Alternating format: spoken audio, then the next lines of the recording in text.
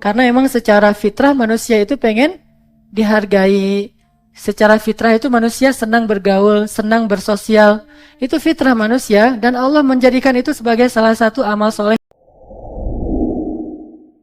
Sahabat-sahabat dan teman-teman yang dimuliakan Allah Subhanahu wa Ta'ala, malam ini kita akan membahas tentang 4 tangga atau 4 langkah untuk memperoleh likes, memperoleh cinta ataupun perhatian dari Allah Subhanahu wa Ta'ala. Kayak mention yang disebar di sosial media bahwa tren kita saat ini, dan ini bukan hanya tren anak muda sih, udah lintas umur sebetulnya. Di era modern seperti sekarang ini, kalimat like ini menjadi kalimat yang bisa menjadi pelipur lara, bisa jadi kalimat motivasi, bisa menjadi obat dari kesedihan. Kalimat like ini mahal, sehingga orang untuk ngedapatin like, dia rela untuk ngelakuin apa aja. Mulai dari pergi ke tempat-tempat yang unik, yang jauh, yang susah dijangkau oleh orang lain. Kemudian dia selfie, dia gunakan kamera-kamera yang terbaik dengan angle yang paling bagus. Semuanya itu tujuannya adalah untuk mendapatkan perhatian dari banyak orang. Dan salah satu indikasi perhatian itu dia bisa ngelihat dari jumlah yang nge-like gambar ataupun postingan dia. Dan semua orang merasa bahwa ada kebanggaan kalau yang nge-like postingan dia itu banyak. Sehingga muncullah yang kita kenal sekarang dengan istilah selebriti sosial media. Bahkan kadang selebriti sosial media inilah yang lebih banyak fans followersnya daripada selebriti yang sifatnya seniman. Dan ini sekarang mulai menggeser kedikdayaan media-media yang bisa disebut sama-sama modern, tetapi dia sudah mulai agak ditinggalkan karena kesibukan orang, udah nggak sempat lagi duduk di depan televisi, sehingga informasi, entertain, segala macam itu bisa dia dapatkan dengan sosial media dan seterusnya. Nah, seiring dengan itu manusia mulai pengen eksis, tapi eksisnya pengen di hadapan manusia yang lain. Pengen lebih terkenal, pengen lebih banyak yang tahu, pengen lebih banyak yang memperhatikan. Saking capernya kita di sosial media atau di beberapa grup media sosial kita, saking capernya kita senang banget mengganti-ganti status dan juga foto di DP kita supaya orang memperhatikan apa yang sedang kita alamin. Makin sedih, statusnya tuh makin melankolis. Sehingga kalau dulu mungkin orang mengekspresikannya dengan sajak dan bait-bait puisi dan lagu, karena itu terlalu ribet, harus punya talent, harus punya bakat seorang sastrawan. Sekarang lebih simple, gak harus jadi sastrawan, dia hanya bisa mengungkapkan isi hatinya hanya dengan 1 kalimat status atau dia tweet, sehingga semua orang ketika membaca itu dan oh ini unik nih, asik nih, sehingga like, makin banyak dia makin bahagia. Walaupun yang nge-like itu kadang-kadang hanya sekedar salah tekan aja atau mungkin apa. Tapi dia bahagia. Jadi kayak drugs gitu. Ini drugs versi yang lain. Karena emang secara fitrah manusia itu pengen dihargai. Secara fitrah itu manusia senang bergaul, senang bersosial. Itu fitrah manusia dan Allah menjadikan itu sebagai salah satu amal soleh sebetulnya. Bahkan Allah menyebutkan di dalam surat Al-Hujurat itu ayat tentang sosial media, itu kan surat Al-Hujurat banget ya. Jadi yang senang sosial media kalau nggak hafal surat Al-Hujurat itu belum sejati tuh. Jadi sosial media sejati itu orang yang hafal surat Al-Hujurat. Banyak banget tuh adab-adab sosial media, gimana menerima informasi, gimana nyebarin informasi, gimana cara kita nge-like orang, gimana cara kita menghargai orang. Terus sampai yang bahasa umumnya apa? Inna khalaqnakum min dzakarin wa unsa waja'alnakum syu'uban wa qabaila lita'arafu. Ta'arafu kalau dalam bahasa sosial media itu adalah dia mulai masuk ke dalam daftar-daftar. Saya soalnya nggak main Instagram jadi kurang-kurang bisa ngejelasin ya. Jadi maaf ya, kalau bahasanya masih bahasa apa dulu selain Facebook apa? Friendster ya. Jadi kalau bahasanya masih bahasa Friendster, maaf ya, soalnya saya era-era tahun 90-an. Jadi yang masuk ke daftar Friendsternya itu atau Facebooknya, Instagram dan tweetnya itu kan makin banyak, dia makin kenalan, saling sharing, saling tukar gambar, saling berbagi informasi dan seterusnya. Ini namanya ta'arafu. Ta'arafu dalam bentuk yang lebih modern dan lebih mungkin kalau bahasa anak sekarang lebih anak muda atau lebih gaul. Nah, artinya semua dilakukan demi bisa mendapatkan perhatian, kalau perlu penghargaan dari manusia. Kita perlu muhasabah juga, termasuk dakwah shift juga gitu. Kita terus memikirkan gimana caranya biar dakwah ini bisa mendapatkan perhatian dari banyak anak muda, kemudian di-like sama anak muda karena memang mereka senang ke masjid, mendengarkan ilmu dan seterusnya. Tapi kadang kita lupa bahwa kita itu kurang caper sama Allah. Kita itu kurang caper sama Allah. Jadi kita sekarang pengen belajar gimana biar bisa caper sama Allah. Biar dapat perhatian Allah, udah gitu nanti dapat likes dari Allah, kalau perlu dapat komentar dari Allah. Komennya Allah apa? Ulaika humul mu'minuna haqqan. Mereka tuh mukmin sejati tuh kata Allah. Atau Allah komen lagi, ulaika humus shadiqun. Mereka tuh benar tuh imannya tuh. Yang lebih keren lagi komentarnya, radhiyallahu anhum wa radu'an. Allah ridho banget sama dia dan dia juga ridho sama Allah. Kita pengen itu tuh, pengen dapat perhatian Allah, kemudian dapat Allah mau nekan tombol like kepada kita, kalau perlu Allah cinta sama kita, udah gitu nanti Allah komen yang hal-hal yang membuat kita semakin semangat di dalam Al-Quran dan hadis. Nah, ada 4 step yang perlu kita coba pelajari malam ini, gimana how to get more likes from Allah Subhanahu wa taala. Agar kita bisa menjadi orang yang selalu diperhatiin Allah, disebut-sebut sama Allah. Jadi kalau bahasa Nabi mah, Allah kalau suka ke seorang hamba, maka Allah akan menyebut nama hamba itu di majelisnya. Allah akan bilang kepada Jibril, Jibril sini Jibril. Dipanggil Jibril sama Allah. Labbaika ya Rabbi wa sa'adai, kata Jibril. Aku penuhi panggilanmu ya Allah. Ada apa ya Allah? Jibril, kamu bersaksi ya, aku tuh cinta sama si fulan. Disebut nama kita. Nama kita yang ada di KTP, di kartu pelajar kita tuh nama itu yang dipakai tuh. Kecuali nama kita di KTP itu susah dibaca. Kenapa susah dibaca? Allah nggak rela ngebacanya, soalnya namanya nama apa? Berhala. Namanya misalnya Dewi. Itu nggak bakalan di like sama Allah tuh. Jadi ganti namanya menjadi Aisyah misalnya.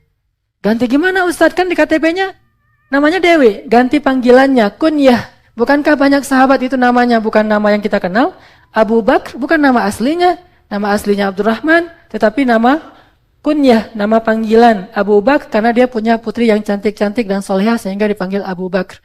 Bapak putri-putri yang cantik. Sama juga dengan yang lain-lain, dipanggil dengan nama kunyah. Ada sahabat yang namanya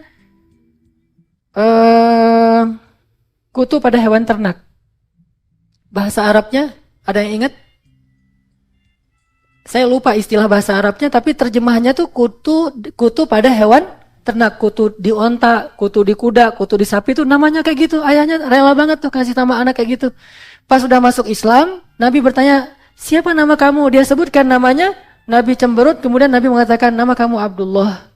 Namanya Abdullah. Karena Allah nggak mau nyebut nama-nama yang tidak baik di majelisnya yang mulia. Jadi majelisnya tuh mulia banget, sehingga nama yang nggak baik aja nggak pantas disebut, sehingga Allah akan ganti dengan nama yang lain. Makanya kalau nama kita Dewi, namanya Wisnu, namanya apa? Siwa, Superman misalnya namanya. Apalagi namanya Tuhan, setan. Nah, ini nggak akan disebut nih. Jadi nama-nama kayak gini nggak bakalan disebut. Ya Jibril, aku cinta sama dia. Siapa dia? Allah. Tuhan, kan nggak mungkin kan? Allah. La syarikalah, la ilaha illallah. Jadi nggak mungkin disebut nama yang kayak gini-gini. Nama yang disebut tuh misalnya Hanan, Narsis. Nama-nama yang baik, namanya Muhammad atau apapun lah, atau bahasa Sunda juga nggak masalah. Cecep itu baik kan? Cecep apa artinya? Kasep kan ya? Cuma kalau diarabkan itu agak-agak susah dibaca. Jadi C kan dalam bahasa Arab tuh jadi shin. Jadi bacanya ship. Dan dalam bahasa Mesir, ship itu artinya sendal jepit. cece. Jadi artinya Allah itu kalau like, kalau suka, kalau cinta kepada seseorang, maka Allah akan menyebut namanya dan mengatakan kepada Jibril, ya Jibril, aku mencintai dia. Maka cintailah dia. Itu ultimatum tuh dari Allah. Allah suruh malaikat mencintai dia. Sehingga Jibril mengatakan kepada malaikat yang lain, kumpul kalian semuanya. Ketahuilah sesungguhnya Allah mencintai fulan. Aku mencintai fulan, maka cintailah dia. Sehingga seluruh malaikat mencintainya. Malaikat turun ke dunia mengatakan kepada seluruh makhluk di dunia kecuali jin dan manusia, sesungguhnya Allah mencintai fulan, Jibril mencintai fulan, kami mencintai fulan, cintailah dia. Bahkan seekor ikan hud di dalam lautan pun mencintainya dan mendoakan kebaikan untuknya. Ini kalau Allah yang nge-like. Kalau manusia yang nge-like, apa untungnya bagi kita? Nggak ada untungnya. Selain mungkin lebih ke jadi seorang selebriti dan seterusnya. Justru kalau misalnya dia nge-like karena kita berbuat dosa, misalnya nge-like gara-gara kita memperlihatkan aurat, justru makin besar kan dosa kita. Tapi kalau Allah yang nge-like, seluruh dunia itu akan benar-benar langsung jadi selebriti tuh. Sekali Allah nge-like kehidupan kita atau karakter kita, kesolehan kita, langsung Allah umumkan ke seluruh dunia kecuali jin dan manusia yang dihijabi dari informasi ini. Manusia pun Allah kasih beberapa orang yang Allah karomahkan, muliakan, Allah kasih tahu kepada dia. Kayak cerita kemarin Uwais Al-Qarni. Ketika Allah nge-like Uwais Al-Qarni, walaupun Uwais gak pernah ketemu Nabi, Allah kasih tahu, "Hai Muhammad, aku suka sama dia tuh." Sehingga akhirnya Nabi mengatakan kepada para sahabat, dia itu dicintai Allah, diistijabah doanya oleh Allah. Akhirnya Umar dan Ali ngejar-ngejar Uwais. Ketika ketahuan Uwais ini dikejar-kejar Rasul dan sahabat, seluruh penduduk Yaman ngejar-ngejar Uwais sampai dia lari ke Irak. Sampai ketahuan meninggalnya dalam perang Siffin antara Ali dan Muawiyah. Itu pun ketahuan pas sudah dicari-cari di antara mayat atau syuhada. Artinya kalau Allah nge-like seorang hamba, maka seluruh makhluk juga akan nge-like dia sebagai orang yang baik. Dan didoakan. Doa orang-orang makhluk-makhluk yang tidak akan ditolak oleh Allah Subhanahu wa Ta'ala. Jadi pengen didoain sama hewan-hewan yang ada di sekitar kita. Didoain oleh burung, didoain oleh ikan, didoain oleh bahkan ulat dan dut. Kalau kata hadisnya, dut itu ulat yang di dalam tanah yang kecil banget, ngedoain. Semuanya itu berdoa untuk kita. Apa doanya? Allahumma gfirlahu, Allahumma arhamhu, Allahumma gfirlahu, Allahumma arhamhu. Ya Allah ampuni dia, ya Allah ampuni dia, ya Allah. Jadi kita sehari-hari itu dapat ampunan terus dari para malaikat dan makhluk Allah yang ngedoain ampunan kita. Warhamhu, ya Allah sayangi dia, sayangi. Sehingga setiap hari itu sayangnya Allah kepada kita tuh nambah. Kenapa? Gara-gara kita udah ngedapetin like dari Allah. Makanya kita pengen belajar ini nih. Kalau ada seminar how to get more like in Instagram, in Facebook dan seterusnya, itu kan sampai ada seminar bayarnya mahal. Kalau sekarang kita buat semacam kajian kecil-kecilan, tetapi ini jauh lebih penting how to get more like from Allah Subhanahu wa Ta'ala. Oke. Ini singkatnya kayak gini nih. 4 step untuk ngedapetin like dari Allah. Yang pertama, Allah itu suka banget sama orang yang bertaubat lalu belajar, memperbaiki diri. Taubat dan taklim Allah nge-like banget tuh. Ini step pertama. Siapapun yang bertaubat, siapapun yang kemudian pengen belajar memperbaiki dirinya, semasa proses itu Allah suka banget sama dia. Setiap hari Allah nge-like dia dan ngasih tahu ke malaikat, ini hambaku, ini hambaku, ini hambaku, ini terus Allah ngebanggain dia. Sampai Allah menyebutnya ibadi, hamba-hambaku. Coba kita buka Al-Quran sekarang. Kita lihat salah satu di antara ayat tentang ini di dalam surat Az-Zumar, surat 39 ayat 53. Ini ayat paling populer tentang taubat nih. Surat Az-Zumar, surat 39 ayat 53.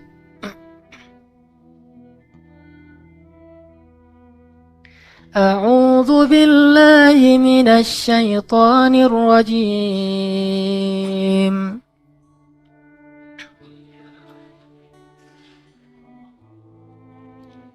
Bismillahirrahmanirrahim.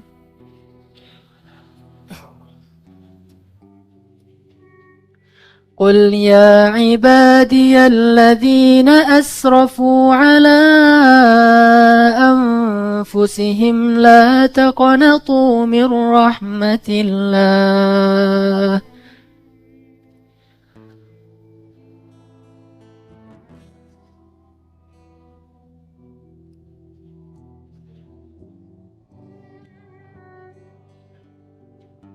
Innallaha yaghfirudz dzunuba jami'a.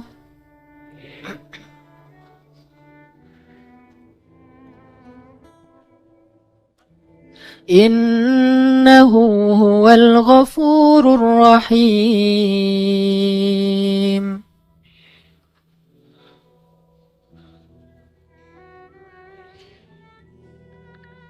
Katakanlah, wahai hamba-hambaku, Allah walaupun ngelihat kita banyak berbuat dosa, tetapi Allah masih juga manggil kita hamba. Dan panggilan hamba itu kalau dalam bahasa Allah ke kita, itu kayak kita manggil kekasih. Kayak seorang ayah manggil anaknya, ya bunayya. Kayak seorang suami manggil istrinya, ya ana. Panggilan bahasa Arab itu yang paling lembut dari suami ke istri itu salah satunya adalah, ya ana, wahai saya gitu. Maksudnya tuh, wahai jantung hatiku. Jadi nanti di rumah, maaf ya yang jomblowers ya. Ya ana gitu. Bukannya namanya Ana Mariana, bukan. Jadi emang panggilannya ya ana atau ya Hanini. Saya manggil istri saya Hanin, istri saya manggil saya Hanan. Hanin dan Hanan itu dalam bahasa Arab artinya kekasih. Jadi ya Hanini, wahai kekasihku, ya ana. Atau kadang-kadang istri saya manggil saya Bebe, Blackberry. Jadi dari kata baby. Jadi saya kalau di rumah tuh agak-agak gimana gitu ya. Makanya di luar kalau dipanggil, jangan panggil Bebe, itu menjatuhkan izah saya. Panggil aja ya Hanan gitu kan ya. Artinya itu panggilan sayang. Kayak Nabi memanggil Aisyah dengan panggilan apa? Ya Humaira, ya Aish. Humaira itu yang wajahnya kemerah-merahan. Aish itu yang lestari, yang bahagia. Dan orang Sunda nyebutnya ya Ais. Karena nggak bisa bilang Aish jadi Ais gitu, itu bahasa Arabnya Aish. Nah gitu tuh. Allah kalau sayang kepada seorang hamba manggilnya ibadi. Kayak Allah sayang kepada Nabi Muhammad gak manggil Muhammad, padahal Muhammad itu artinya udah bagus, tapi ada yang lebih bagus yaitu abdi. Sehingga Allah mengatakan Subhanalladzi asra bi'abdihi. Bukan bi Muhammadin, tapi bi abdihi. Allah nyebut Nabi Muhammad itu hamba Allah. Dan itu sanjungan untuk Nabi Muhammad. Nah ini Allah kepada orang-orang yang ingin bertobat, Allah panggilnya apa? Ya ibadi, wahai hambaku, wahai hambaku. Yang udah banyak melampaui batas. Apa arti banyak melampaui batas? Dosanya itu udah gak kehitung. Sampai dalam hadis qudsi Allah berfirman apa? Ya ibna Adam. Allah di situ manggilnya anak cucu Adam. Ya ibna Adam, ya ibadi, wahai hamba-hambaku. Kalau kalian datang kepadaku dengan membawa dosa yang memenuhi langit dan bumi, penuh dengan dosa kalian, gak ada lagi planet, gak ada lagi bintang, semuanya dosa kalian isinya. Bayangin langit dengan 250 miliar galaksi, itu semuanya penuh dengan dosa-dosa kita. Bayangin dosa kita itu bahkan gak sebanyak pasir di pantai loh. Masih lebih banyak pasir di pantai. Seandainya dosa kita melebihi pasir di pantai, bahkan memenuhi langit dan bumi, lalu kita datang kepada Allah dan kita mengatakan, Rabbi faqiruka bibabik. Ya Allah, ini hambamu yang fakir ada di hadapanmu. Ya Allah, ini hambamu yang hina sekarang datang ke pintu rahmatmu. Apa kata Allah? Aku bukakan rahmatku seluas-luasnya, aku terima kedatanganmu, lalu aku gugurkan semua dosa-dosamu menjadi hilang, wala ubali, dan aku gak peduli sebanyak apapun itu. La ubali, aku gak peduli. Kalau kita kan masih mikir, kalau datangnya banyak salah ke kita itu masih dipikir-pikir untuk memaafkan. Allah, la ubali, saya gak peduli. Sebanyak apapun, kenapa Allah gak peduli? Karena dosa kita itu gak ngerugiin Allah sama sekali. Sebanyak apapun dosa kita itu gak ngerugiin Allah sama sekali. Dan sebanyak apapun ketaatan kita gak nguntungin Allah sama sekali. Allah itu ghaniyun 'anil alamin, gak butuh kepada kita. Jadi kalau kita ngerasa bahwa dengan berbuat dosa Allah jadi rugi, terus jadi bete gara-gara kita, gak banget dah. Allah bete gara-gara kita gitu.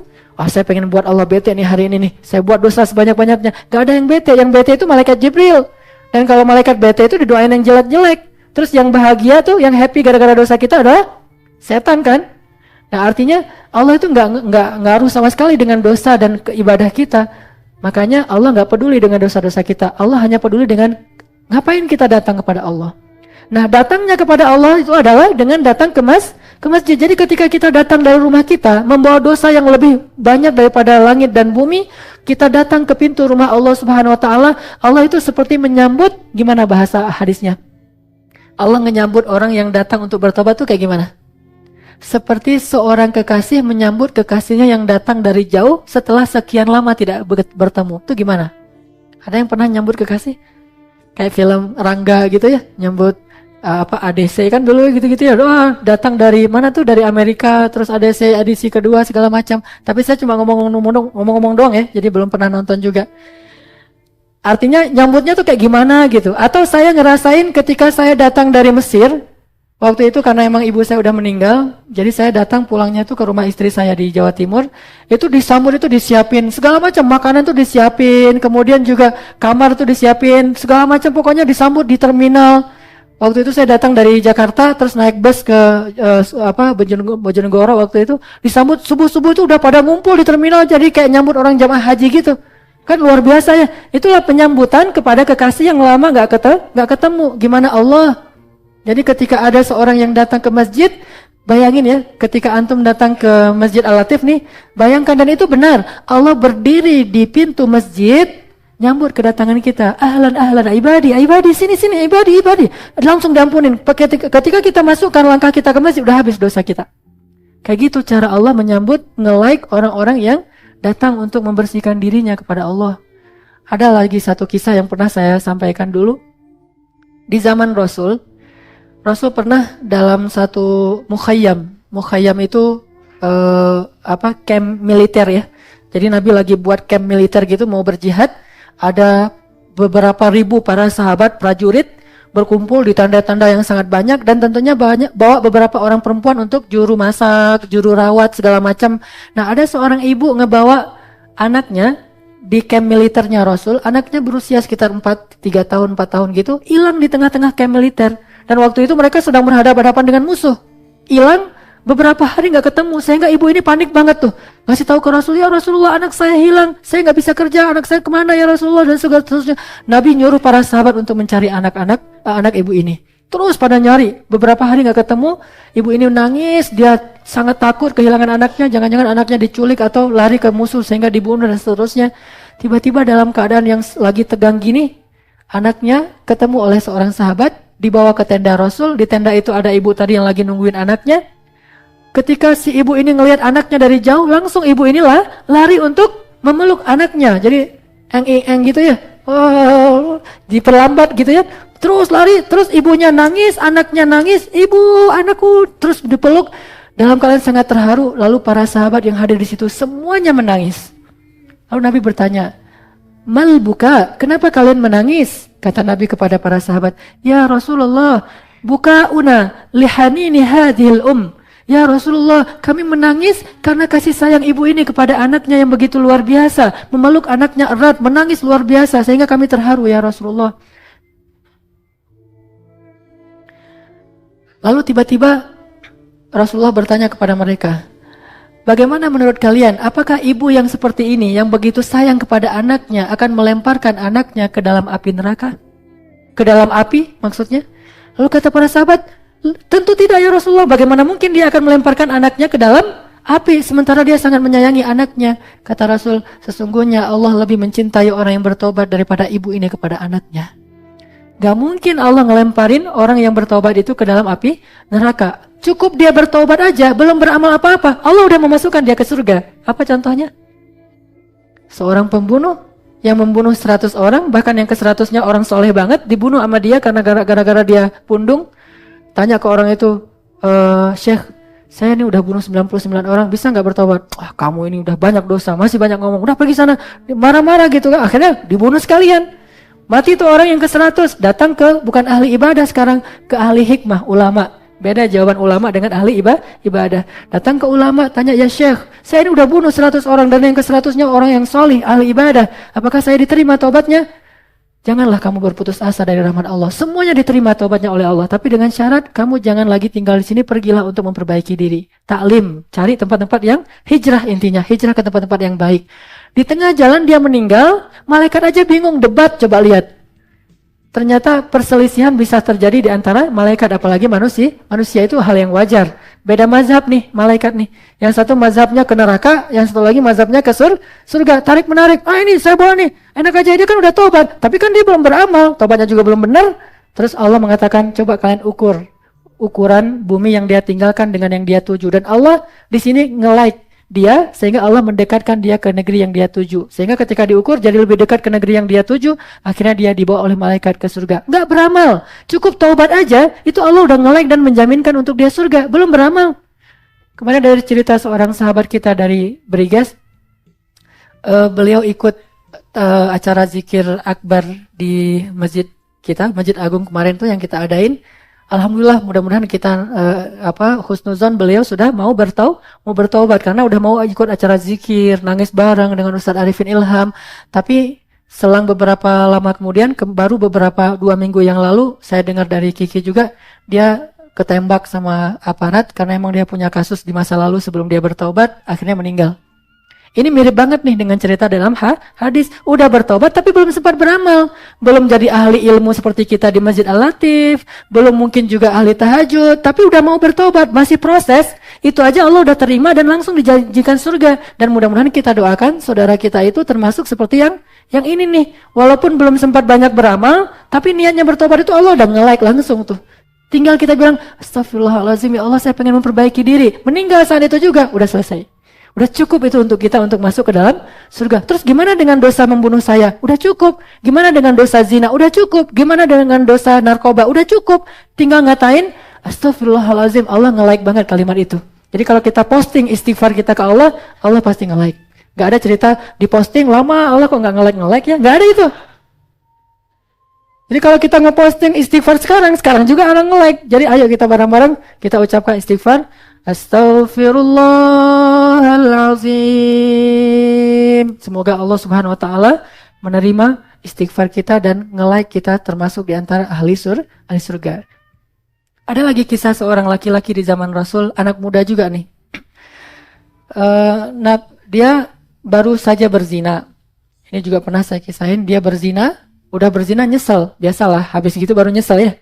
Bukan nyesel duluan baru nanti mikir-mikir, ini udah dilakuin terusnya nyesel. Tapi penyesalannya tuh dari hati, bukan penyesalan yang tobat-tobat gitu kan. Ini benar-benar tobat dari hati. Udah gitu dia datanglah ke masjid, dia mandi, dia wudhu, dia datang ke masjid, sholat asar berjamaah. Tapi jangan lihat kisah ini dari sudut pandang fikih ya. Kok nggak dikisos sih? Saya nggak tahu lah ini kapan terjadinya. Mungkin sebelum turunnya ayat tentang kisos yang jelas dirajam.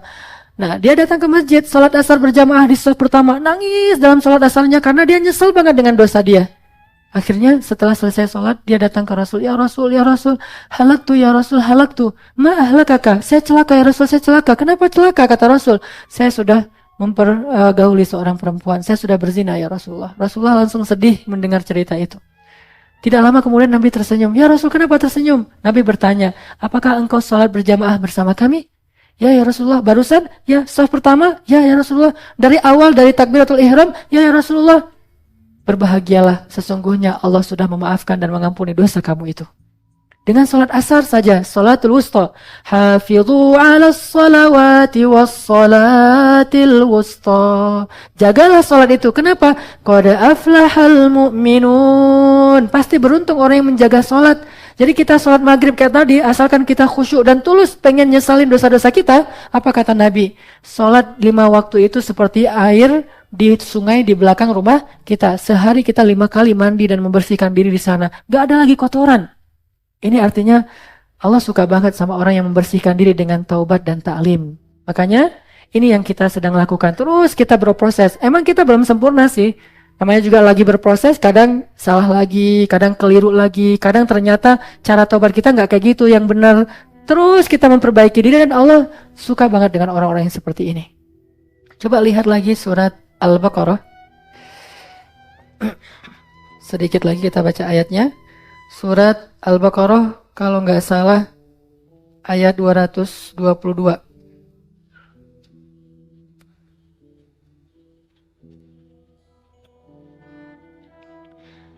Bismillahirrahmanirrahim.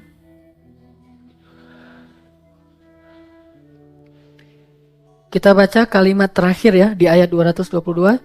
Innallaha yuhibbut tawwabin wa yuhibbul mutatahhirin.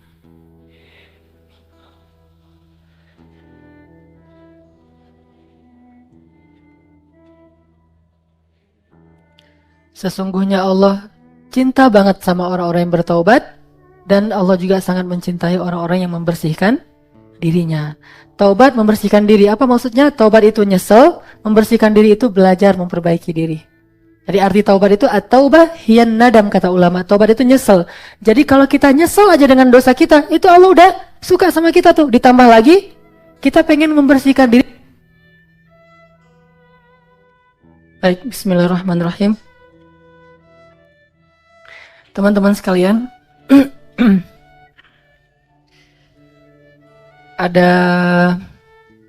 mungkin ada satu kecenderungan juga ya di komunitas-komunitas atau di para pecinta sosial media ini, dan ini udah menjadi fenomena, bukan lagi peristiwa,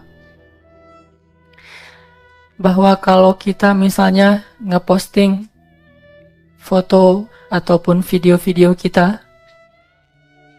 kita sangat merasa tersanjung dan bahagia banget kalau yang nge-like itu adalah seorang tokoh atau yang populer di bidangnya.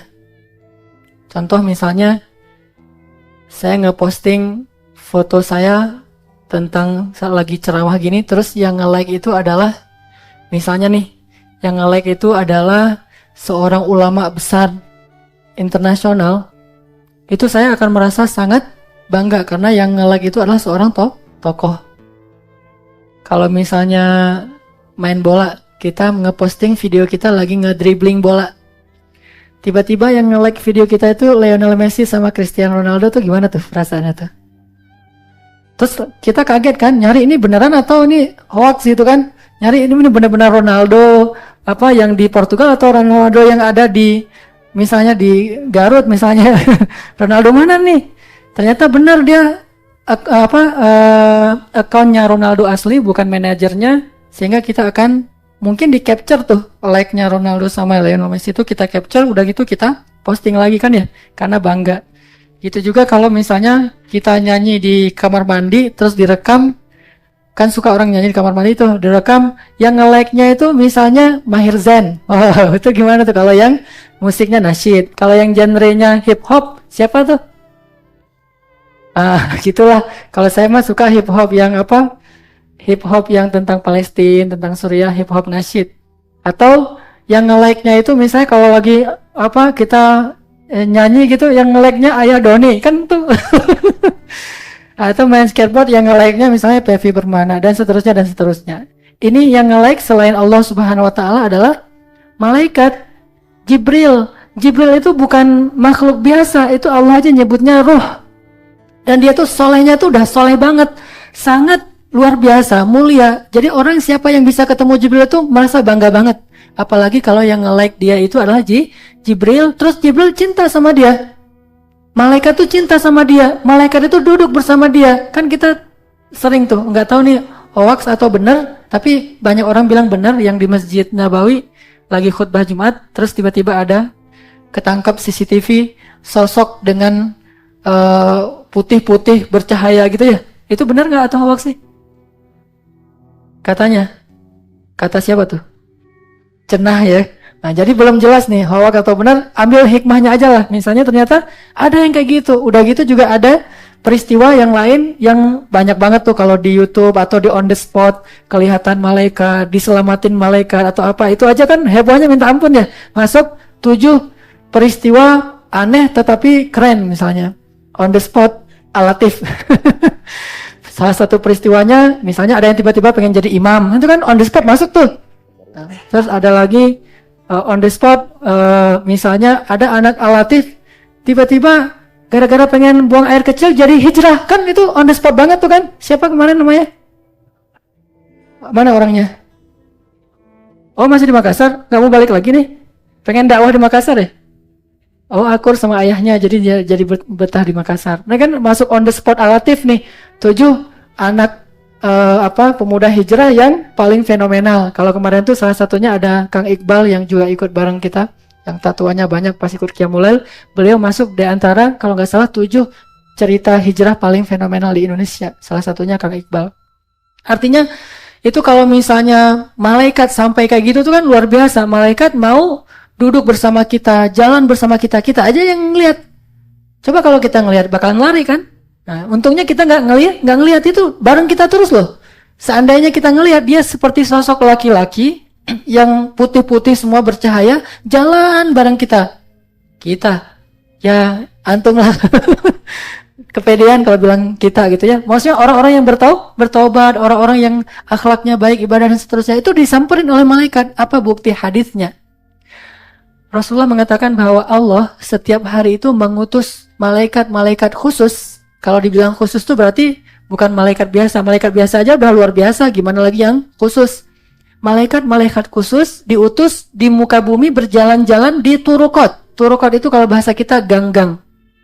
Di gang-gang kecil tuh malaikat pada nyebar di seluruh bumi, nyebar untuk mencari majelis ilmu dan majelis zikir. Mereka cari mana rumah yang disebut nama Allah, mana rumah yang dibacain Al-Quran surat Al-Baqarah, mana masjid-masjid yang ramai dengan para pemuda. Apalagi para pemuda, malaikat suka banget. Buktinya banyak sekali kisah-kisah anak-anak muda yang dinaungi malaikat dan seterusnya, itu luar biasa. Makanya mana masjid-masjid, ternyata ketemu di jalan Cendana, jalan Sanentan, ada Al-Latif. Malaikat tuh saling seru menyeru, gitu hadisnya.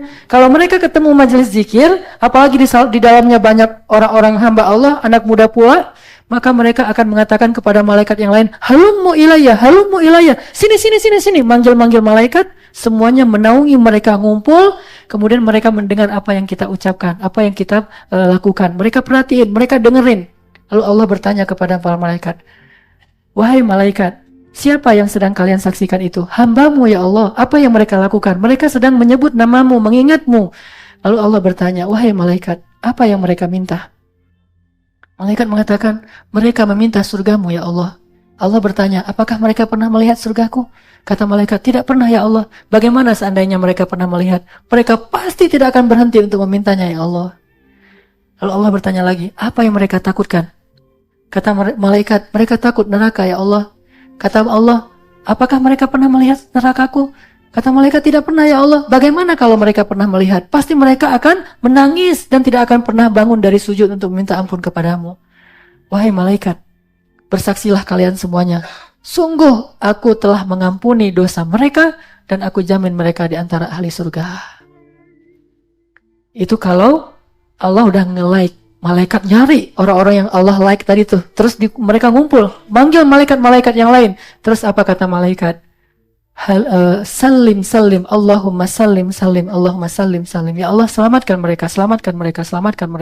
Sehingga Allah menjamin mereka habis semua dosa-dosanya, dijamin gak akan masuk neraka dan akan menjadi min ahlil jannah, ahli surga. Kan enak banget nih. Gara-gara duduk di sini gak jauh-jauh, cuma datang sebentar, duduk, nongkrong, rame-rame, ketemuan teman-teman, ketawa-ketawa kita aja tuh. Malaikat senang ngelihat kita ketawa-ketawa di masjid. Kalau ada orang nggak senang kita ngelihat kita ketawa-ketawa di masjid, ini agak dipertanyain nih.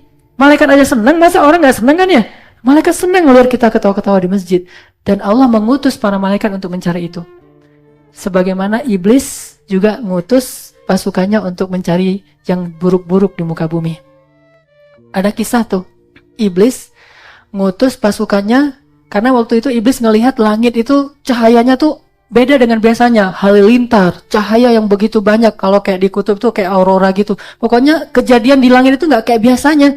Sehingga iblis ini merhatiin langit. Kenapa ya? 10 tahun terakhir ini langit udah susah ditembus. Itu kan di surat Al-Mulk kan ya.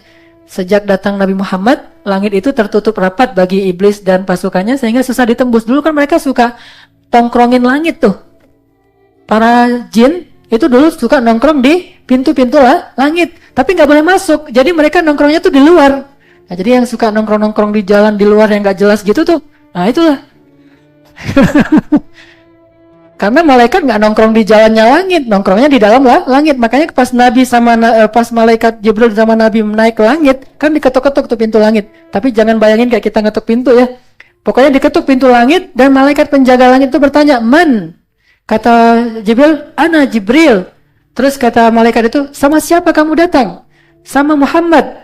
"Apakah dia diizinkan masuk?" "Ya, dia diizinkan masuk." Baru dibuka pintu langit. Saking rapatnya, jadi susah banget lewatin langit itu. Dulu gampang keluar masuk. Sehingga jin itu duduk di dalam teras-teras langit itu ngedengerin apa yang terjadi. Dan kalau ada berita dari langit, mereka membawa ke bumi, kemudian disusunlah rencana. Jadi ibaratnya ada peperangan, udah ketahuan rencananya mau ngapain. Maka disusunlah rencana untuk menghalanginya. Sejak Nabi Muhammad datang, itu tertutup rapat. Dan iblis bingung, ini kenapa nih langit ketutup rapat terus ya selama 10 tahun. Akhirnya kata iblis kepada pasukan jin, menyebarlah kalian ke seluruh gang-gang yang ada di bumi. Carilah apa yang terjadi di bumi, kebaikan apa yang sedang terjadi di muka bumi sehingga pintu langit tertutup rapat. Kalau kalian nggak tahu, maka cukuplah kalian bawa masing-masing satu genggam tanah dari tempat-tempat yang kalian datangi. Tersebarlah jin ke seluruh dunia, ngambil tanah-tanah dari tempat yang mereka datangin. Tanah di daerah Bandung diambil, tanah dari mana-mana, semua jin bawa datang kemana? Ke tengah lautan, karena singgasana jin itu ada di tengah samudra. Dibawalah ke hadapan sang maharaja mereka, yaitu iblis. Tanah-tanah ditaruh, berbagai macam ditulis, ini tanah dari sini, ini tanah dari sini. Gak gitu-gitu amat juga kali. Pokoknya dari berbagai macam negeri. Nah, apa yang dilakukan iblis? Ditanya, apa yang kalian saksikan? Gak ada ya raja, ya iblis, gak ada yang kami saksikan. Kami gak ngerti apa yang terjadi. Kalau gitu bawakan tanah-tanah dari yang kalian kunjungin. Dibawakan, dicium sama iblis. Buang, dicium tuh semuanya. Ketika dia mengambil tanah dari Makkah, dia mencium tanah Makkah, dia mengatakan, aku mencium aroma kenabian dari tanah ini. Di mana kamu dapatkan ini? Dari Mekah, wahai iblis. Maka pergilah kalian ke sana semuanya, halangi dia untuk berdakwah. Mulailah kekacauan di kota Makkah sampai Nabi ke Taif itu diusir. Itu kerjaan siapa? Kerjaan iblis. Sampai Abu Talib wafat, Nabi mau dibunuh, terus Nabi lari ke Taif, di Taif juga diusir. Itu gara-gara iblis udah mengendus aroma kenabian dari tanah Makkah. Kalau nggak percaya cerita ini, baca dalam tafsir Ibnu Katsir, kisah di dalam surat Jin dan Al-Ahqaf. Banyak banget tuh kisah. Jadi dengan tanah aja dia tahu, karena tanah itu bersaksi. Begitu juga tanah tempat kita injak ini, bukankah dia makhluk Allah? Sehingga dia bersaksi. Walaupun ini saya belum tahu sekuat apa hadisnya, tapi ada anjuran untuk memindahkan posisi sholat sunnah setelah sholat wajib, karena semua itu akan bersaksi. Sama kayak kita masuk Zulhijjah, kuku-kuku kita dan rambut kita nggak boleh dicukur kalau niat berkurban, karena dia akan bersaksi nanti di hari kiamat. Ketika darah hewan kurban udah ditumpahkan, baru kita potong kuku, dan kuku yang kita potong dan kita buang itu makhluk Allah, dan nanti di hari kiamat dia akan bersaksi, ya Allah, saya menjadi bagian dari tubuhnya ketika dia sedang berniat untuk berkurban karena Engkau, ya Allah. Semuanya bersaksi untuk kita. Jadi di mana kita bertobat? Di masjid apa kita belajar? Seluruh makhluk Allah itu bersaksi dan akan mengadu kepada Allah. Ya Allah, dia hambamu yang taat. Ya Allah, dia ingin membersihkan diri. Ya Allah, dia ingin memperbaiki diri. Seperti cerita tadi orang yang duduk dalam majelis ilmu. Terus Allah tanya kepada malaikat yang tadi naungin majelis ilmu. Malaikat bilang ke Allah, ya Allah, tapi di antara mereka ada yang duduk di situ bukan karena majelis ilmu, kebetulan aja ada di situ, terus dia jadi termasuk di antara mereka. Gimana ya Allah? Kata Allah, sesungguhnya aku mengampuni dosa yang duduk karena majelis ilmu dan siapapun yang ada di antara mereka. Jadi niatnya datang ke Al-Latif macam-macam. Ada yang niat benar-benar ilmu, dan insya Allah rata-rata kita demikian. Tapi kalau ada yang ternyata niatnya bukan untuk ini, mungkin untuk berdagang, mungkin untuk cari jodoh, mungkin untuk apalah ya, macam-macam kan niat orang, dan itu juga baik, nggak masalah. Atau bahkan ada yang niat pengen ganti sendal yang baru misalnya. Sendal saya udah jelek, di Al-Latif bagus-bagus tuh sendalnya, ke Al-Latif gitu kan, orangnya ikhlas-ikhlas lah insya Allah. Apalagi kalau sepatunya Vela tuh kan bagus-bagus tuh. Vela asal beli sepatu baru hilang aja tuh ceritanya. Nah jadi karena di Al-Latif tuh ada cowok soleh dan dia sepatunya bagus terus, dan kalau dicuri insya Allah nggak akan dosa, soalnya dia orangnya ikhlas kan, gitu enak tuh. Curilah, ngambil dari Al-Latif. Nah, niatnya itu doang, asalkan dia duduk di dalam masjid Al-Latif, belum kan dia harus lihat suasana dulu kan, ngelihat sana, ngelihat sini, ini kira-kira nyamannya kapan. Itu aja Allah ngampunin dosa dia. Maka yang ada niat kayak gitu, kembalilah kepada Allah, dan insya Allah menjaminkan surga untuk kita gitu. Tapi insya Allah semuanya niatnya soleh. Baik, itu yang pertama, taubat dan taklim. Ada yang lebih tinggi dari itu.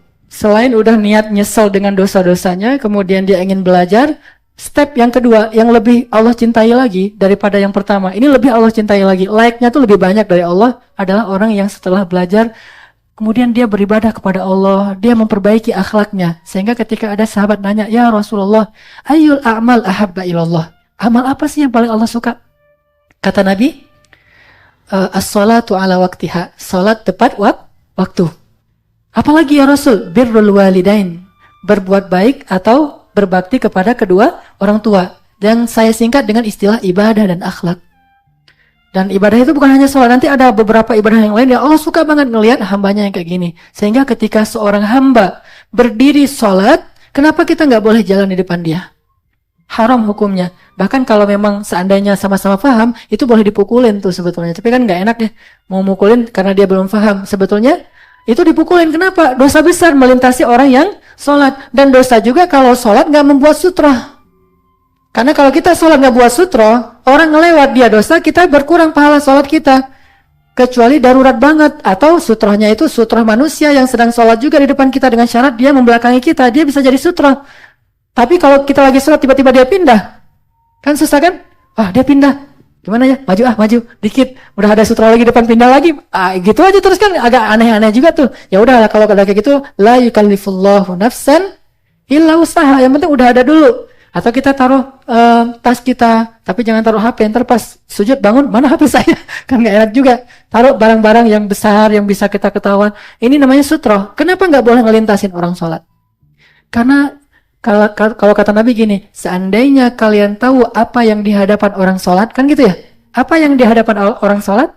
Allah langsung gini di hadapan orang sholat. Dan Allah tersenyum kepada dia, Allah kasih rahmat kepada dia. Ketika kita sholat, itu Allah berhadapan-hadapan sama kita tuh. Sebelah kanan kita adalah surga, sebelah kiri kita adalah neraka, di belakang kita adalah dosa-dosa, di hadapan kita Allah. Jadi Allahu Akbar, Allah ngelihat langsung.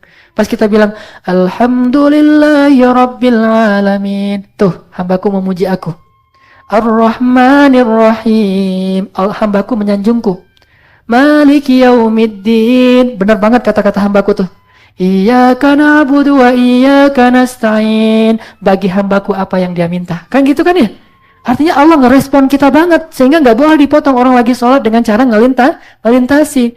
Cuma sering juga kalau kita yang sholat dan ada yang lintasin dekat dengan kita tahan pakai tangan kan? Saya pernah tuh kan saya ceritain di Masjid Istiqomah, saya lagi sholat sunnah, ada yang lintasin saya giniin, disalamin sama dia. Jadi agak-agak unik juga tuh orang. Mungkin karena belum paham. Pernah juga saya lagi sujud, dilintasin, dikirain itu Masjidil Haram, main lintasin aja. Saya tahan pakai tangan saya, ditendang tangan saya. Karena dia marah, ini apa-apaan sih orang jalan sholat aja, nggak usah ngalangin orang. Aneh gerakan sholatnya bid'ah apa segala macam. Mungkin dia nggak ngerti. Ditendang kaki saya, tangan saya jadi nggak khusyuk samanya. Jadi sebel gara-gara.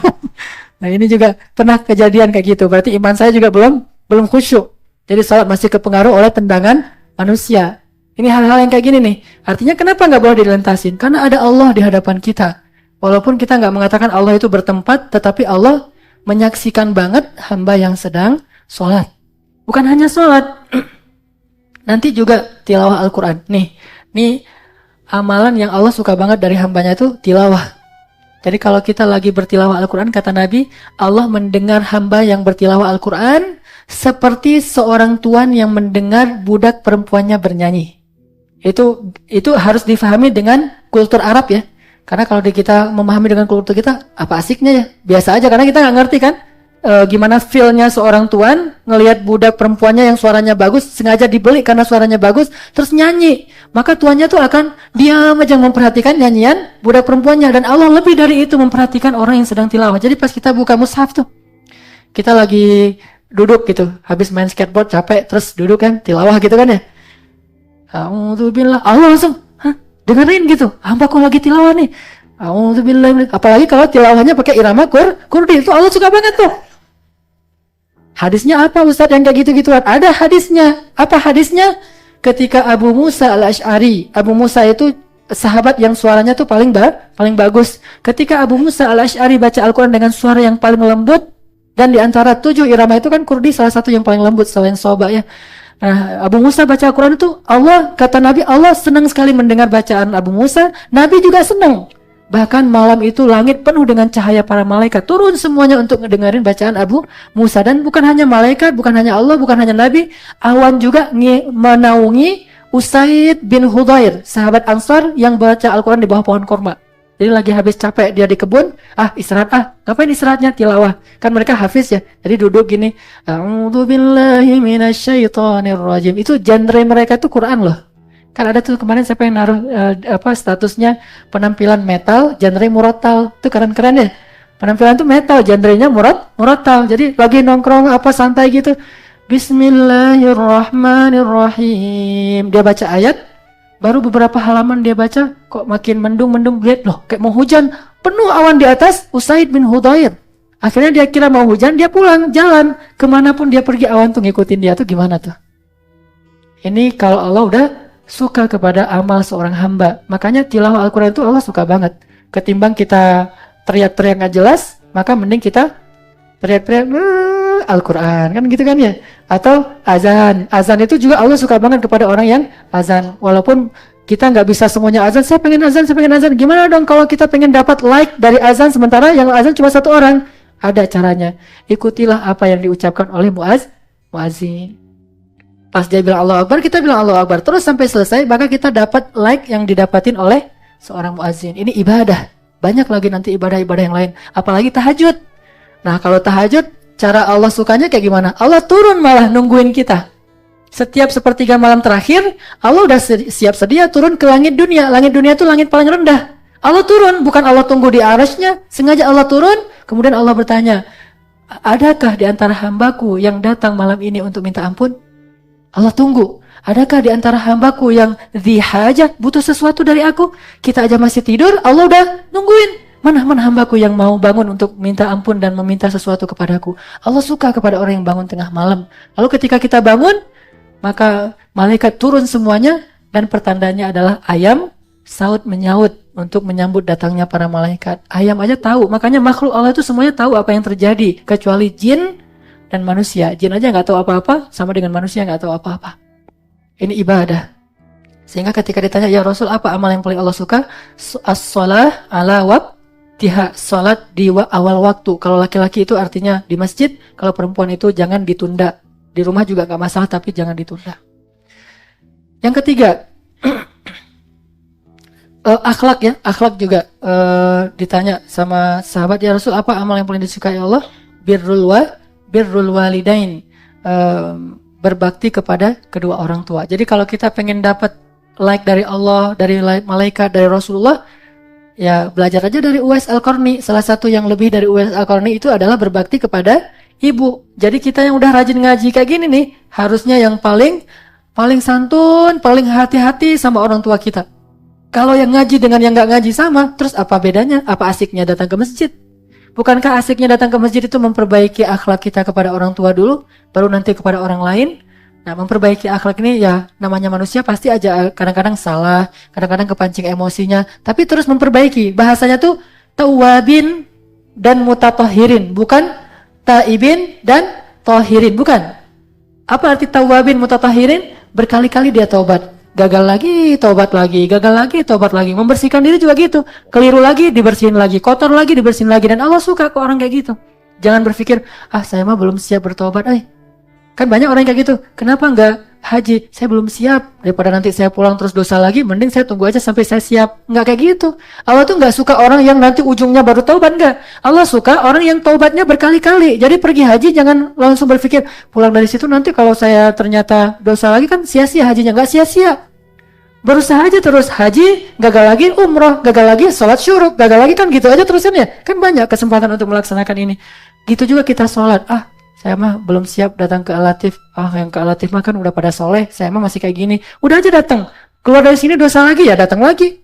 Dosa lagi ya datang lagi, kayak gitu aja terus. Akhlak juga demikian. Kita dengan orang tua, saya berazam nih, malam ini pulang ke rumah, saya pengen cium tangan ibu saya. Saya pengen ngasih air hangat buat ibu saya. Saya pengen mijit-mijit kaki ibu saya. Saya pengen bertutur kata yang lembut kepada ibu saya. Malam ini juga saya pengen ngelakuin. Baru di jalan lupa, akhirnya sampai di rumah dipanggil orang tuanya. Udah ngantuk, tidur. Besok pagi baru sadar. Padahal saya kan pengen yang baik. Perbaiki lagi aja terus, jangan berputus asa. Kayaknya saya emang gak cocok ya jadi anak soleh. Gak ada itu. Saya emang gak bakat jadi anak kalau sekarang kan istilah amuba ya. Anak musola banget. Saya mah nggak bakat jadi anak musola. Saya mah cocoknya jadi anak apa misalnya. Nggak. Terus aja berusaha. Ini namanya tawwabin, berulang kali. Yang ketiga, ini yang lebih tinggi. Jadi yang per poin ini lebih tinggi dari yang sebelumnya karena hadis tentang apa amal yang paling disukai itu banyak. Lalu para ulama membuat semacam tingkatan-tingkatan. Ternyata yang lebih tinggi dari sekedar taklim, hijrah, taubat, ibadah, akhlak adalah dakwah dan jihad. Dakwah dan jihad. Kenapa dakwah dan jihad? Kalau tidak ada jihad berarti dakwah. Kan di Indonesia tidak ada kewajiban berjihad karena tidak ada peperangan, kita tidak diperangi, maka kalau tidak ada jihad berarti dakwah. Kalau sudah wajib jihad seperti di Palestina atau seperti di Suriah karena kaum muslimin dizolimi, kita membela diri, membela hak kita, membela orang-orang yang tertindas. Tapi kalau enggak ada, dan mudah-mudahan memang tidak ada, alhamdulillah Indonesianya aman, berarti dakwah. Dakwah itu bukan jadi penceramah, itu hanya salah satu tugas dai, tetapi bukan satu-satunya. Bahkan yang lebih hebat dari itu adalah ide-ide dakwah kita. Ini yang kayak gini-gini kerjaan siapa? Bukan kerjaan saya ini. Saya kan punya materinya. Kerjaan siapa? Kerjaan teman-teman cyber. Anak-anak yang menggunakan kecerdasannya untuk dakwah. Kalau kita selama ini gunain kecerdasan kita untuk karir, sekarang coba juga gunain kecerdasan kita untuk dakwah. Kalau kita selama ini nyusun bahasa untuk nembak cewek, sekarang coba nyusun bahasa untuk nembak orang untuk berdakwah dan mau masuk agama Allah dan masuk ke masjid.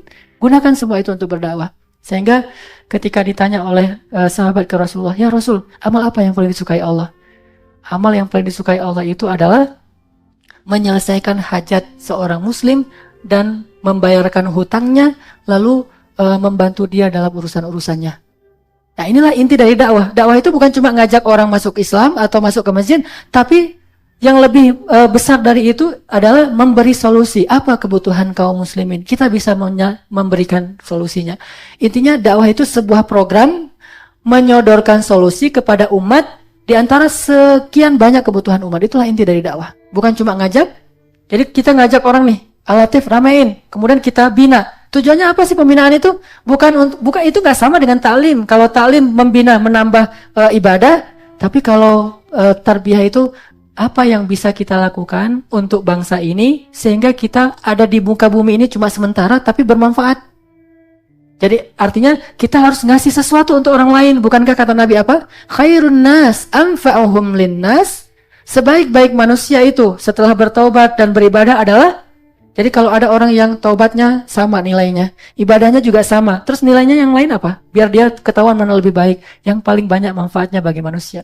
Tapi jangan bilang, saya mah pengen jadi itu aja deh, gak usah beribadah. Enggak, ini stepnya tuh harus dilalui satu demi satu. Jadi dia gak beribadah tapi bermanfaat, itu gak baik.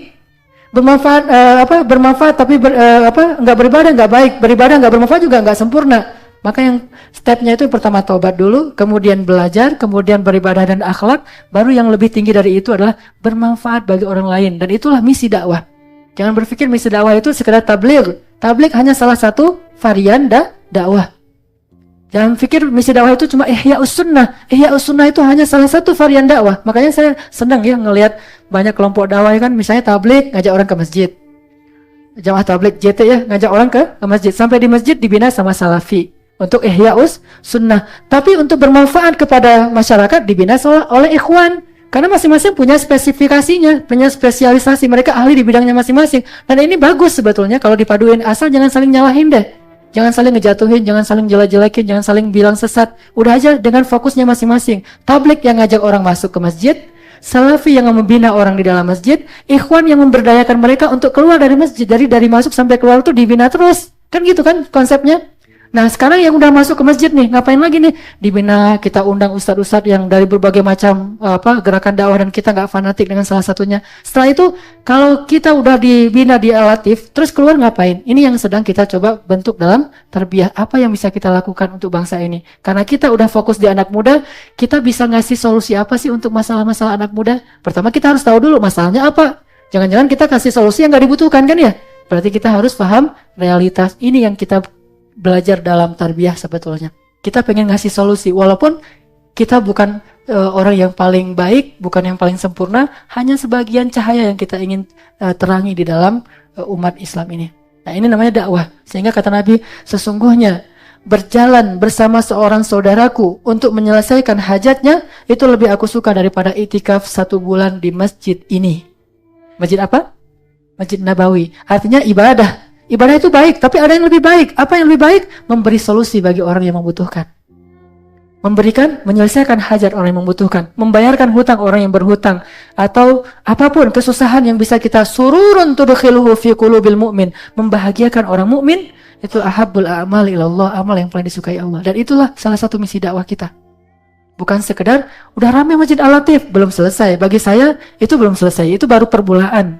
Baru selesai kalau kita nanti udah tahu apa yang we have to do, we have to take action bagi kaum muslimin, apa yang bisa kita lakukan dan potensi kita apa. Dan ini kan pembinaan, nggak sehari 2 hari, minimal setahun kita baru. Kalau target kita kan 3 tahun. 3 tahun nanti kita baru tahu bisa kita berdayain ke seluruh komunitas anak-anak muda. Lihatlah Al-Latif ini 3 tahun ke depan udah ada perubahan dalam amal-amal dakwahnya. Kalau sekarang masih internal aja dulu, taklim tarbiyah, taklim tarbiyah, taklim tarbiyah. Dan tarbiyah itu kan bukan cuma halakoh, tarbiyah itu olahraga juga, tarbiyah itu mukhayyam juga, tarbiyah itu asik-asikan juga, nongkrong-nongkrong juga, itu tarbiyah semuanya. Jangan berpikir nongkrong itu ngapain sih? Gak ada kerjaan. Itu tarbiyah loh. Itu bagian dari tarbiyah. Apa misinya? Misinya mengakrabkan diri dulu. Karena kalau udah akrab baru ketahuan, oh si ini dia lebih di sini, ini punya potensi ini kan lewat keakraban. Saya baru tahu di sini ada Kang Dadang, tapi beliau udah pindah ke Jakarta. Beliau ini punya kemampuan dalam memahami step-step dakwah karena beliau pernah bekerja di sebuah organisasi misionaris Kristen. Jadi beliau tahu banget yang kayak gimana cara masuk yang juga bisa jadi input buat kita. Beliau juga ngerti bahasa Inggris, nanti mungkin bisa ngelatih bahasa Inggris. Terus kenal Benzo misalnya. Ternyata Benzo ini mungkin ada yang lebih senior dari Benzo di sini yang saya belum kenal, seorang pendaki. Beliau tahu tentang survival. Kita pengen belajar survival tuh kayak gimana. Ketemu lagi si Fulan. Itu kan ketemunya kenalnya lewat apa? Bukan lewat taklim loh. Kenalnya gara-gara berenang bareng, gara-gara jalan bareng, gara-gara main skateboard bareng, gara-gara lari bareng. Jadi kenal. Dari kenal itu jadi tahu potensinya. Dari tahu potensinya dibina, lalu diberdayain. Kayak gitulah tarbiyah. Itulah bedanya tarbiyah dengan taklim. Kalau taklim kayak gini, nggak saling kenal, kita ketawa-ketawa bareng aja udah gitu pulang. Bahkan ketemu di jalan juga nggak tahu ini siapa sih. Ustadz, jamaah yang di mana ya? Kan suka gitu kan ya? Suka nyapa saya di jalan misalnya, atau ketemu di mana? Ustadz, oh ya, assalamualaikum, waalaikumsalam. Masih ingat saya? Ya pasti enggak lah. Dan jamaah di mana? Al-Latif. Apalagi Al-Latif kan ramai banget, jadi nggak kenal semua. Nah ini lewat tarbiyah tuh butuh waktu. Mukhayyam jadi tahu, fulan jadi tahu ini. Ternyata di sini banyak penulis. Ternyata di sini banyak ini, banyak itu. Semuanya kita pasti punya. Karena kata Nabi, An-nas ma'adin kama'adinidz zahabi wal fiddah. Manusia itu sebetulnya barang tambang. Artinya punya potensi seperti emas dan perak. Dakwah itu ke sana arahnya. Ini lebih di-like sama Allah daripada ibadah. Tetapi nggak boleh kita dakwah tapi ngelupain ibadah. Karena stepnya kayak tadi tuh. Hijrah dulu, tobat dulu, belajar, ibadah, akhlak, dakwah. Kalau nanti memang ada waktunya, jihad. Dan yang terakhir itu adalah istiqomah. Ini ada sedikit cerita tentang dakwah. Dakwah itu selain ngajak orang untuk masuk Islam, memberi solusi. Ini cerita tentang jin lagi nih. Kan kalau masalah jin kan kita senang ya. Apalagi dialog dengan jin, yang gitu-gitu deh. Ini jadi ratingnya lumayan tinggi lah. Selain masalah jomblo, nah, masalah jin tuh ratingnya lumayan tinggi tuh di anak muda. Nah ada kisah Nabi itu kan pas pulang dari Taif itu kan nggak ada orang yang mau beriman ya. Di antara manusia tuh di Taif nggak ada yang beriman kecuali 1 orang budak. Jadi Nabi sedih banget, dakwahnya itu ditolak mentah-mentah di Taif. Sehingga akhirnya Allah menghibur Nabi itu dengan mendatangkan 7 jin. Dari mana? Dari Hadramaut. Jadi jin juga dia punya kampung. Jadi ada yang dari Irak, ada yang dari Syam, ada yang dari Hadramaut, ada yang dari Mosul. Mosul itu di mana? Suriah. Ada yang dari Mosul. Datanglah 7 jin yang disebut sebagai ketua-ketuanya jin. Jadi koordinator geng jin nih. Koordinator geng jin. Mana Zainal? Mana Zainal? Jin apa itu? Jin underground ya. Wah kan gitu. Ini ada koordinator jin 7 koordinator 7 jin diutus sama iblis. Ngapain? Untuk ngehalangi dakwah Nabi. Datanglah 7 jin ini ke daerah Nakhlah. Nabi lagi sholat, kisah surat jin kan. Mereka dengerin bacaan Nabi. Terus apa kata jin itu? Kami mendengarkan Al-Quran yang sangat menakjubkan. Jadi jin juga punya intelektualitas yang lebih bagus. Kenapa manusia kok nggak bisa seperti jin? Jin aja punya intelektualitas untuk memahami betapa Al-Quran itu menakjubkan. Jadi kalau manusia menganggap Al-Quran itu biasa-biasa aja, ini lebih rendah dari jin. Padahal hakikatnya manusia itu lebih tinggi dari jin. Allah menjadikan manusia khalifah. Allah melebihkan manusia di atas jin. Tetapi kenapa manusia malah nggak paham tentang ketakjuban Al-Quran? Sehingga kata jin, kami mendengar Al-Quran yang ajabah, yahdi ilar rushdi fa'amanna bih. Kami mendengar Al-Quran yang menakjubkan, yang membimbing ke jalan yang benar. Coba lihat, baru dengar sekali udah langsung ngerti gitu. Yang membimbing ke jalan yang benar, itu kata jin, itu komennya jin loh ya. Bukan komen manusia sekelas sahabat. Jin aja bisa komen sepositif itu. Jadi artinya Allah lagi nyindir orang Taif nih. Kalian manusia kok nggak bisa beriman, padahal jin aja bisa beriman. Yang hatinya lebih keras, yang intelektualitasnya di bawah manusia, yang nggak sepintar manusia, tapi dia bisa ngerti kebenaran Al-Quran. Kenapa kalian nggak bisa? Itu sindiran buat orang Taif dan hiburan buat Rasul. Berimanlah 7 jin. Oke? Setelah jin ini beriman, maka jin itu minta izin ke Rasul. Ya Rasulullah, boleh nggak kami sholat bersama engkau di Masjidil Haram? Kata Nabi, jangan. Waktu itu kan masjid di dunia cuma ada 2 kan? Haram dan Aqsa. Sholatlah kalian di masjid yang satu lagi. Kenapa? Janganlah kalian bercampur dengan manusia. La tukhalitun nas. Janganlah kalian duduk atau bercampur dengan manusia. Kenapa? Kalau sampai bercampur, kita bisa kepencet sama jin, mati. Karena jinnya gede-gede. Dia nggak boleh sholat bareng manusia. Kita yang sholat kayak gini aja, kalau misalnya ada orang gede banget di sebelah kita, terus softnya terlalu rapat kan agak-agak gimana gitu kan ya. Apalagi kalau dia pas takbir gitu, terus dia mungkin belum sempat mandi kan, gimana kan? Allah Akbar. Jin lebih parah lagi tuh. Bayangin kalau kita sholat bareng jin. Pas dia sujud, kita di depan dia, softnya agak rapat ke sundul karena dia kepanjangan. Nah, kata Nabi, la tukhalitun nas. Janganlah kalian mencampuri manusia, maka sholatlah kalian di masjid satu lagi. Sehingga sebetulnya masjid jin yang pertama itu bukan masjid jin yang ada di Mekah. Masjid jin itu Masjid Aqsa. Akhirnya mereka, oh ya udah kalau gitu hilang di Masjidil Aqsa. Hayya 'alas shalah. Bilal azan. Salat mereka di Aqsa, Nabi di Haram. Nah, 7 jin ini kemudian jadi dai. Nabi memberdayain, ditarbiyah sama Nabi nih. Kan Nabi itu rahmatan lil alamin. Alamul ins wa alamul jin, itu alamin. Alamin itu jamak dari alam, bukan manusia, alam. Alamul ins manusia, alamul jin jin, alamul hayawan. Semuanya jadi rahmat gara-gara kedatangan Nabi, termasuk tumbuh-tumbuhan. Nah, Nabi membina jin itu, kemudian mereka nyebar ke seluruh dunia, datang bawa 7.000 jin. Datang udah bawa 7.000 jin, geng mereka masing-masing. Ayo kita beriman kepada Muhammad, datang. Nah, waktu itu ada janjian sama Nabi, ya Rasulullah, datang utusan mereka, kami pengen bayat nih, kayak bayat Aqabahnya orang Ansor. Oh, ya udah tunggu ya, saya siap-siap dulu. Nabi ngajak seorang sahabat, Ibnu Abbas, Abdullah, ikut yuk. Sama ada apa Rasul? Ngumpul-ngumpul sama jin. Jangan Ibnu Abbas nggak berani. Akhirnya ngajak Abdullah bin Mas'ud, ahli Al-Quran. Ya Abdullah, ikut saya. Kemana ya Rasul? Ketemu sama jin. Ikut. Pas udah ikut, udah mendekati poin tempat meeting poinnya, Nabi mengatakan kepada Ibnu Mas'ud, ya Abdullah, tunggu di sini. Terus Nabi, pas Ibnu Mas'ud berdiri, Nabi buat garis di tanah dengan tangannya. Dipagerin sama Nabi. Dipagerin, kata Nabi, apapun yang terjadi, jangan keluar dari garis ini. Ini kan keren ya, kayak di film Lord of the Ring gitu kan. Jangan, apapun yang terjadi, jangan keluar dari garis ini. Karena kalau keluar dari garis ini, kita nggak akan ketemu lagi sampai hari kiamat. Diapain tuh? Bisa jadi meninggal, bisa diculik sama jin. Apalagi ngelihat orang sekeren Abdullah ibnu Mas'ud. Coba lihat film Umar tuh, Abdullah ibnu Mas'ud tuh, menurut saya salah satu yang saya fans di antara sahabat itu Abdullah ibnu Mas'ud. Karena saya agak-agak mirip dengan dia. Mirip apanya? Kakinya kecil. Jadi sama-sama kaki rijlun qatat katanya. Kaki burung belibis, kakinya kecil. Dan biasanya orang yang kaki kecil itu pintar katanya. Digaris sama Rasul, digaris, udah gitu kata Rasul, jangan keluar dari garis ini. Ya Rasul. Nabi pergi, tiba-tiba kata Abdullah bin Mas'ud, aku melihat asap hitam yang sangat banyak di langit. Itu jin datang. Ada 7.000 jin datang. Masing-masing kayak asap hitam yang sangat banyak di langit seperti awan hitam gelap sekali. Tiba-tiba datang lagi yang dari tempat lain itu seperti api yang menyambar-nyambar. Datang lagi dari sebelah sana seperti burung gagak, seperti burung hitam banyak datang sampai hampir menyambar Abdullah. Untung Abdullah berada di dalam garis itu. Ramai. Jadi Abdullah tiba-tiba jadi mendengar riuh yang luar biasa, suara gemuruh, suara riuh. Jin kan lebih ramai dari anak sekolahan ya. Wah, ramai aja gitu. Coba aja pergi ke sekolah SD, SMP, terus di masjidnya pas sholat zuhur, gimana tuh ramainya. Nah, ini lebih ramai dari itu. Jadi ustadznya udah gak kedengaran suara.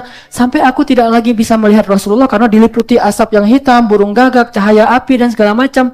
Dan aku juga menutup mataku karena di sekeliling Ibnu Mas'ud itu banyak jin, ramai sekali datang kayak ada perang gitu. Udah gitu tiba-tiba Lama kejadian gitu Abdullah bin Mas'ud membuka matanya ngelihat takut. Dia hampir aja kata Abdullah, aku ingin sekali lari dari tempat itu, udah nggak kuat. Tapi aku masih ingat sabda Rasul, jangan keluar dari garis ini. Coba kalau dia ragu sama Rasul keluar, habis dia. Walaupun jin ini mau masuk Islam, tapi namanya juga orang baru hijrah, bisa aja keluar lagi sifat lamanya kan. Ini orang ngapain sih lo deket-deket kan, bisa aja gitu. Jin gitu kan, jin gitu loh. Tanya sama piton tuh, piton aja, kadang-kadang, piton kan slow gitu orangnya, tapi kan kadang-kadang keluar boxernya kan bahaya juga tuh. Di ini sekali, kan kita, nah ini jin apalagi lebih dari piton tuh, disenggol dikit udah hilang tuh orangnya. Makanya Abdullah bin Mas'ud, ya Allah gimana nih, kalau keluar dari garis itu habis. Kalau nggak keluar dia nggak kuat dengan suara-suara bising yang luar biasa. Lama setelah 1 jam ramai kayak gitu, ternyata mereka bising tuh ngapain? Berbaiat, asyhadu an la ilaha illallah, tapi dengan bahasa jin yang kita nggak tahu. Setelah berbaiat hilang satu persatu, lalu tinggallah sekelompok jin yang asap hitam tadi nggak pergi-pergi sama Nabi. Nabi ngobrol lama sama mereka, terus Nabi lalu lalang kemana-mana, balik lagi ke situ. Lama aja kejadiannya semalaman. Pas pulang Ibnu Mas'ud nanya, ya Rasulullah, apa yang terjadi? Tadi mereka masuk Islam, alhamdulillah. Mereka masuk Islam dan mereka ingin sholat bareng-bareng kita, tapi aku tidak izinkan. Akhirnya mereka pulang ke kampungnya masing-masing. Ada yang dari mana ya Rasul? Ada yang dari Mosul, ada yang dari Irak, ada yang dari Palestina, ada yang dari Mesir, dari seantero bumi datang, ada yang dari Yaman. Cuma saya bertanya ke Ibnu Katsir dalam tafsir itu, dari Indonesia ada nggak ya? Kok nggak disebut gitu? Dari Indonesi gitu. Nggak ada, ternyata nggak ada jinnya di Indonesia, yang banyak hantu. Udah gitu rame gitu kan, udah sepi, tiba-tiba Ibnu Mas'ud tanya, terus yang tadi asap-asap itu kok nggak pulang-pulang tuh ngapain ya Rasul? Ternyata mereka itu lagi banyak curhat ke Nabi. Bayangin kayak gimana dakwah itu. Dakwah itu bukan cuma ngajak masuk Islam, tapi mendengar curhat, duduk bareng, nanti kasih solusi. Itulah dakwah yang sebenarnya. Mereka curhat apa aja Rasul? Ada yang dizolimi sama temennya, akhirnya aku mendamaikan di antara mereka. Namanya jin, manusia aja bisa rame, apalagi jin kan ya lebih berpotensi untuk rame, saling menzolimi, didamaikan sama Rasul. Kan kalian udah masuk Islam, jangan kayak gitu-gitu lagi, itu mah jahiliyah. Oh ya Rasulullah, maafin ya, salam-salaman. Ini jin nih. Udah selesai pulang gitu. Terus yang lain ya Rasul, ada juga yang masalahnya mereka ada kasus masa lalu tentang geng perang antar geng. Jadi masih harus disatuin nih antara geng ini dengan geng itu. Akhirnya berhasil. Nih Kiki ini harus banyak baca surat Al-Jin nih untuk menyatuin antara XTC dengan Briges. Mudah-mudahan jadi misi yang luar biasa. Itu kan salah satu misi dakwah kan. Gimana XTC dengan Briges bisa? Manusia pasti lebih gampang untuk nyatuinnya, jin aja bisa, apalagi manusia. Akhirnya nyatu 2 geng itu pulang. Nah yang terakhir, ternyata itu jin yang di kampungnya lagi paceklik. Ada juga kasus kayak gitu tuh. Saya juga baca itu, ketawa-ketawa saya baca tafsir itu tuh. Oh gitu ya ternyata jin. Ada yang jin lagi musim paceklik di kampungnya. Sehingga mereka kehabisan makanan. Ya Rasulullah, kalau kami pulang kami makan apa ya Rasulullah? Akhirnya Rasulullah berdoa, ya Allah, jadikanlah tulang belulang sebagai makanan bagi jin. Sejak saat itulah jin makan tulang. Dulu jin gak makan tulang. Sejak saat itu jin makan tulang, sehingga kata Nabi, kalau kalian menemukan tulang, maka janganlah kalian mengganggunya, biarkan itu makanan jin. Karena kalau kita ganggu, dia ganggu kita. Nanti kalau mukhayyam tuh ada tulang belulang, udah biarin aja, jangan ada tulang nih jin nih, buangin. Ntar digangguin gimana coba? Lagi tidur ditekan atau apa gitu kan? Nah, sejak saat itu Nabi berdoa, ya Allah jadikan tulang belulang sebagai makanan jin. Terus Nabi ngapain? Nyari-nyari tulang. Dakwah sejatinya tuh kayak gitu, ngasih solusi. Ya Rasul, manja banget ya jinnya. Ya Rasul, lapar ya Rasul. Kayak gitu banget sama Rasul. Melapor nggak ngasih tahu ke Rasul. Coba kalau kita bayangin kan jin tuh serem ya. Ternyata jin nggak semua serem. Ada yang agak-agak culun, ada yang polos-polos juga kan jin gitu kan. Ya Rasul, kami lapar. Akhirnya Nabi lalu lalang di antara lembah-lembah nyari tulang-tulang ke onta yang mati, dikumpulin sama Nabi, datang, ini bawa pulang, ini makanan kalian. Karena tulang itu bertahan lama. Baru Nabi pulang, selesai semua hajat mereka. Itu dakwah. Ke jin aja ngasih solusi. Masa ke manusia? Enggak, cuma ngajak-ngajak ke masjid doang. Makanya saya bilang, pertama hijrah, kedua taklim, ketiga dakwah, keempat baru nanti insya Allah khilafah, kemenangan Islam. Maka dakwah itu memberi solusi, bukan cuma ngajak orang untuk ke masjid. Dan untuk bisa ngasih solusi yang lebih berharga, bernilai, kita harus dibina dulu bareng-bareng.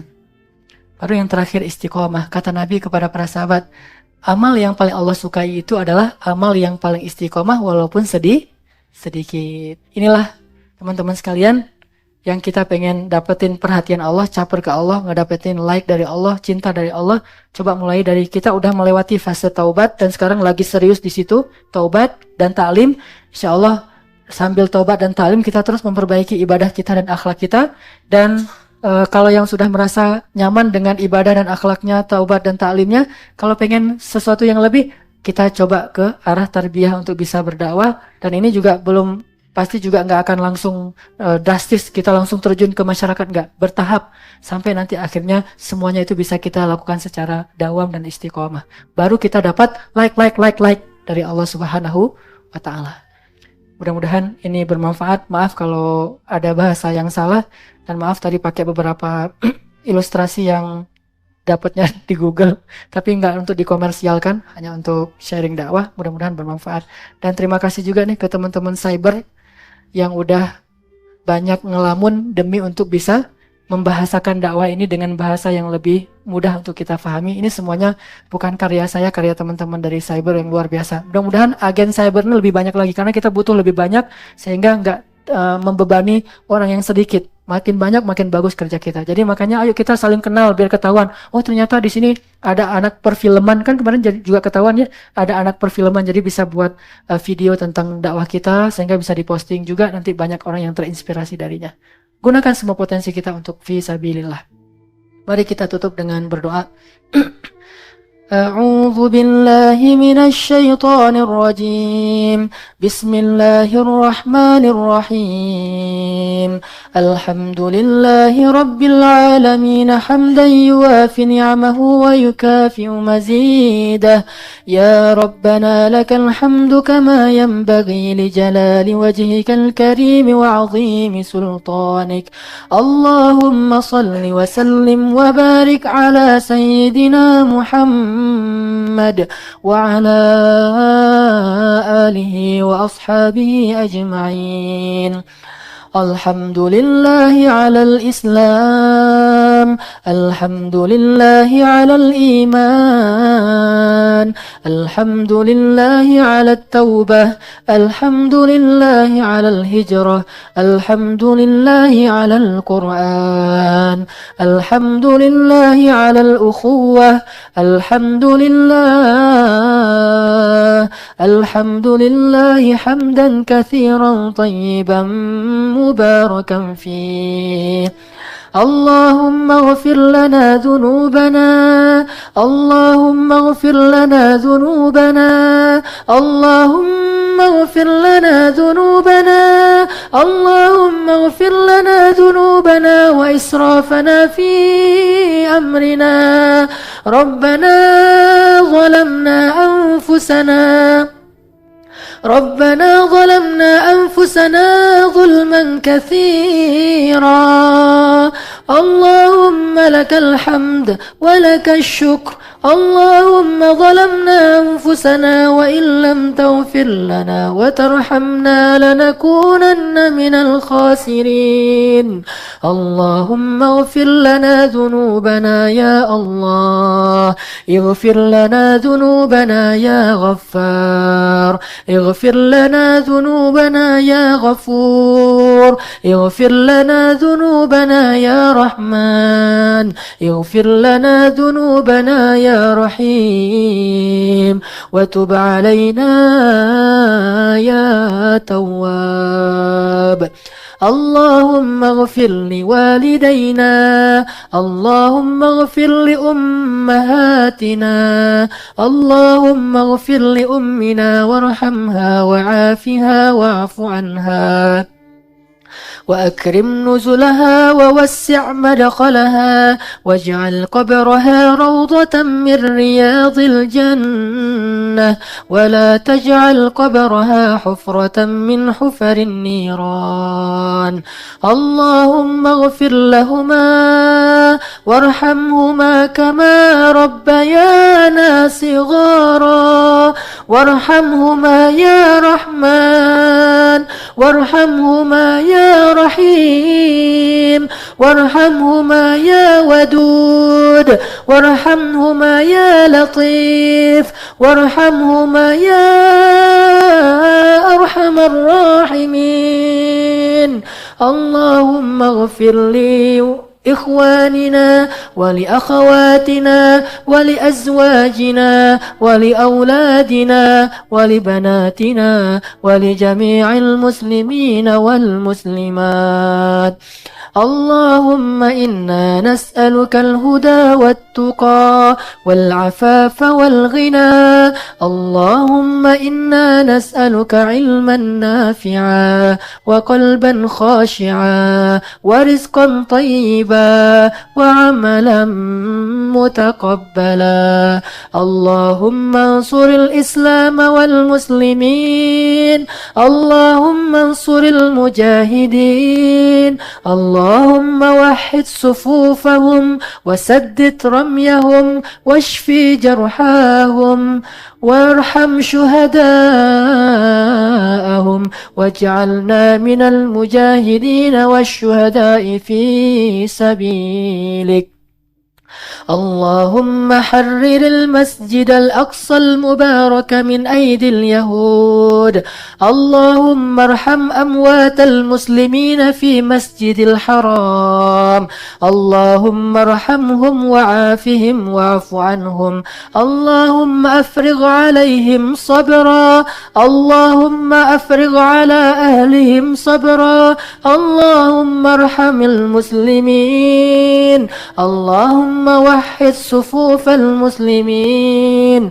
اللهم اشف صدور المسلمين. اللهم هب لنا من الصالحين. ربنا هب لنا من لدنك ذرية طيبة إنك سميع الدعاء. اللهم إنا نسألك أزواجا صالحات وإماما صالحين. الله يا ودود يا ودود نسألك الود يا ودود. ربنا آتنا في الدنيا حسنة وفي الآخرة حسنة وقنا عذاب النار. بارك الله لي ولكم ونفعني وإياكم بهذه المواعظ إن شاء الله. سبحانك اللهم وبحمدك أشهد أن لا إله إلا أنت أستغفرك وأتوب إليك. والسلام عليكم ورحمة الله وبركاته.